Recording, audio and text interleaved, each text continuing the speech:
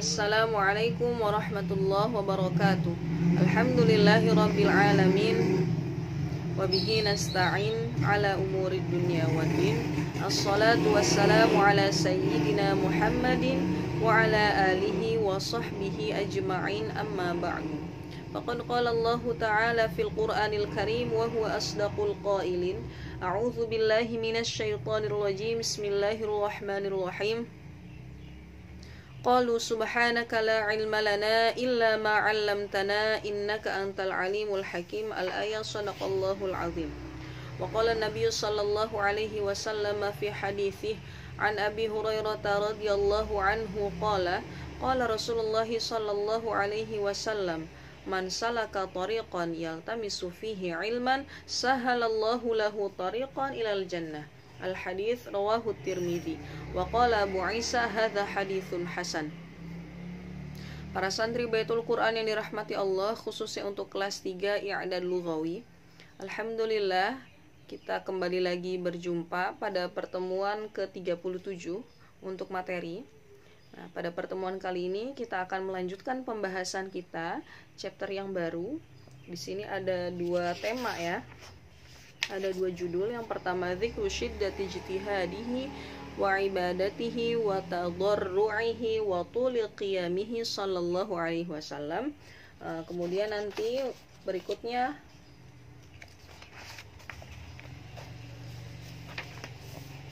sifatu akli Rasulullah sallallahu alaihi wasallam wa syurbihi wa nikahihi wa adabihi.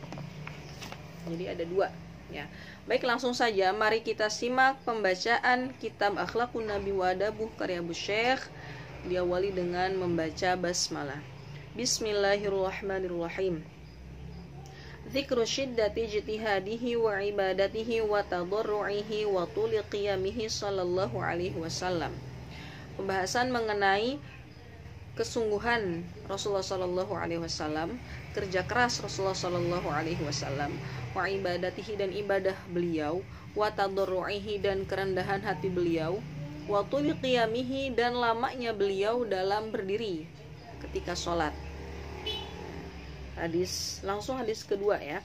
Wa bihi lahiqal haddatsana Ahmad ibnu Amr ibnu Abdil Khaliq wa Ja'far ibnu Abdillah ibnu Sabah qala haddatsana Al-Hasan ibnu Sabbah qala haddatsana Mu'ammil an Sulaiman ibnil Mughirah an Thabit an Anas anna Rasulullah sallallahu alaihi wasallam wajada syai'an min waja'in faqila lahu ya Rasulullah ishtadda 'alaikal waja' wa inna nara atharal waja' 'alaika qala ama ma'a tarawna faqad qara'tul barihah as-sab'at tuwal.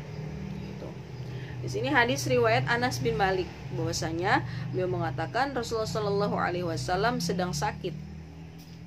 Nah, kemudian dikatakan kepada beliau, wahai Rasul, ishtadda 'alaikal waja'. Penyakit sakit engkau terlihat sudah parah. Nah, wa inna nara atharal waja' 'alaika, dan kami melihat hal tersebut pada dirimu. Jadi terlihat sakitnya, terlihat nampak gitu ya, tanda-tandanya. Qala, beliau menjawab, ama ma'atarawna, meskipun demikian, tidakkah kalian tahu? Faqad qara'tul barihah as-sab'at tuwal.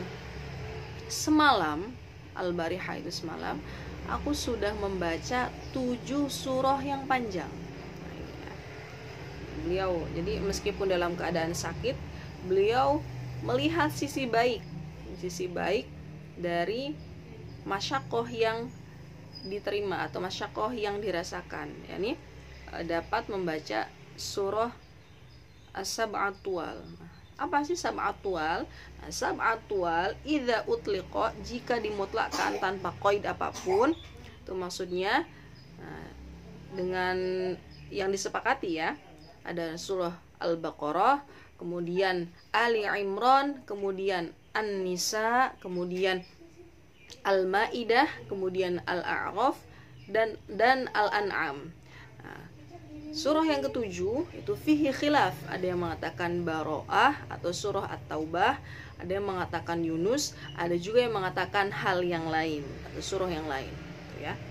Nah, kemudian hadis berikutnya, wabihi lahi qala haddatsana al-Firyabi qala haddatsana Duhaim qala haddatsana Abdurrahman ibn Yahya al-Ma'afiri qala haddatsana Haywah ibn Shuraih an Abil Aswad an Urwah an Aisyah radhiyallahu anha qalat kana Nabi sallallahu alaihi wasallam yaqumu minal laili hatta tafarratat qadamahu daman. Qalat Aisyah radhiyallahu anha qultu tasna'u hadha ya Rasulullah wa qad ghafarallahu laka ma taqaddama min dhanbika wa ma ta'akhkhar. Qala afala akunu 'abdan syakura. Nah, di sini hadis riwayat Aisyah radhiyallahu an, beliau mengatakan bahwasanya pada suatu malam Nabi pernah qiyamul lail, salat di malam hari, hatta tafarratat qadamahu, sampai pecah-pecah telapak kaki beliau, qadamahu, dua telapak kaki dua-duanya, daman, dan berdarah. Kemudian Aisyah mengatakan, tasna'u hadza ya Rasulullah wa qad ghafara laka ma taqaddama wa ma ta'akhkhar min dzambika wa ma ta'akhkhar. Kenapa engkau melakukan hal ini wahai Rasul? Kenapa sampai demikian? Padahal engkau sudah dijamin untuk diampuni oleh Allah, baik dosa ma taqaddama min dzambik, dosa yang belum dilakukan, dosa yang sudah terdahulu, wa ma ta'akhkhar, dan dosa yang ke depan. Kemudian kata Rasul, afala akunu 'abdan syakura, bukankah sudah sebaiknya, sudah sepantasnya aku bersyukur dengan hal ini? Tidak bolehkah aku menjadi hamba yang bersyukur? Atau dengan kata lain, bukankah sudah sepantasnya aku menjadi hamba yang bersyukur? Gitu. Syukur Rasul karena beliau sudah diampuni segala kesalahannya, segala dosa, baik yang terdahulu maupun yang akan datang, dengan qiyamul lail. Gitu. Ya. Sampai pecah-pecah. Tentu bukan hal yang mudah, tapi itu patut untuk kita contoh ya, qiyamul lailnya. Nah, baik, hadis berikutnya di sini hadis nomor 569.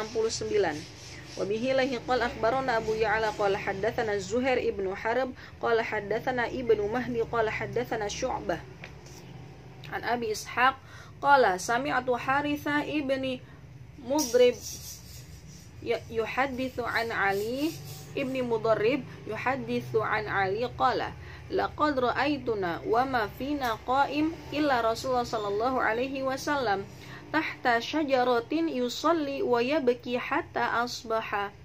Hadis riwayat Sayyidina Ali radhiyallahu an karamallahu wajhah. Sayyidina Ali ya, beliau wafat tahun 40 Hijriah.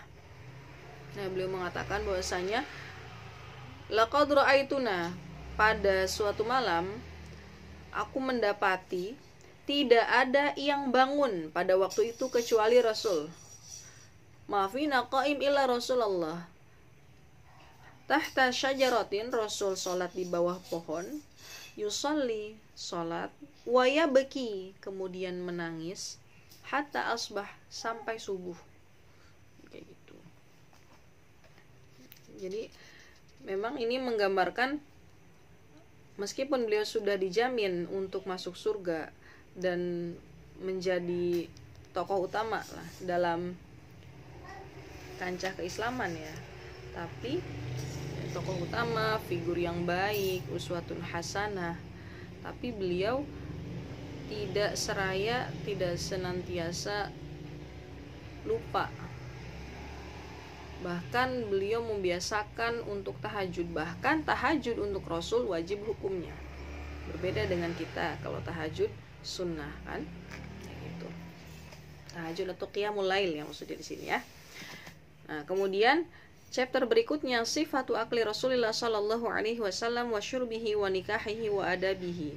Fa amma sifatu aklihi halaman 188 wa bihi ilahi qala haddatsana Muhammad ibnu Katsir qala haddatsana Sufyan ats-Tsauri 'anil A'mash 'an Abi Hazim 'an Abi Hurairah radhiyallahu anhu qala ma'aba Rasulullah sallallahu alaihi wasallam ta'aman qad inishtahahu akalahu wa illa tarakahu.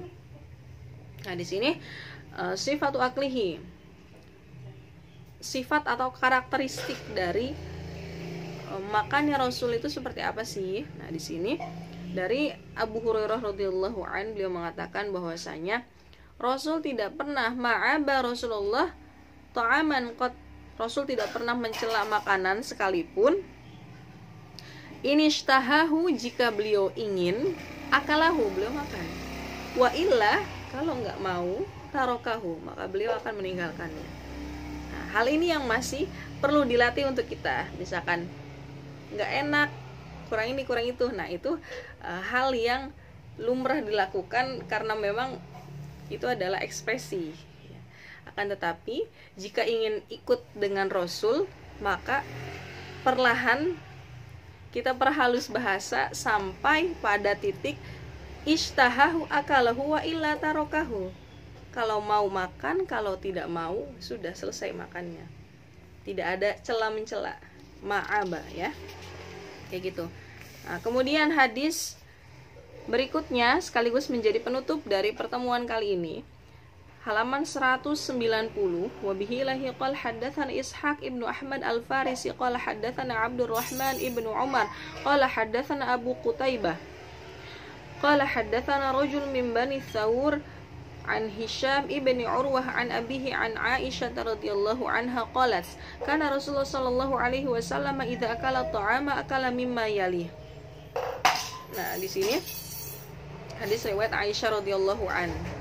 Selain beliau tidak pernah mencela makanan, nah, beliau juga salah satu karakter atau cara beliau makan adalah mengambil dari sisi dulu, samping dulu. Misalkan kalau ada magicom nih, kemudian nasi di dalamnya, maka ambillah sisinya, sampingnya atau sekelilingnya, jangan mengambil bagian tengah. Itu adalah ini ya, tata cara makan Rasulullah Shallallahu Alaihi Wasallam. Ada hikmahnya juga. Kenapa? Karena kalau kita mengambil yang tengah, kemudian mengenai tangan kita, nah kemungkinan akan cepat basi makanan itu. Kayak gitu. Nah, baik, itu adalah hadis terakhir yang kita baca pada pertemuan kali ini.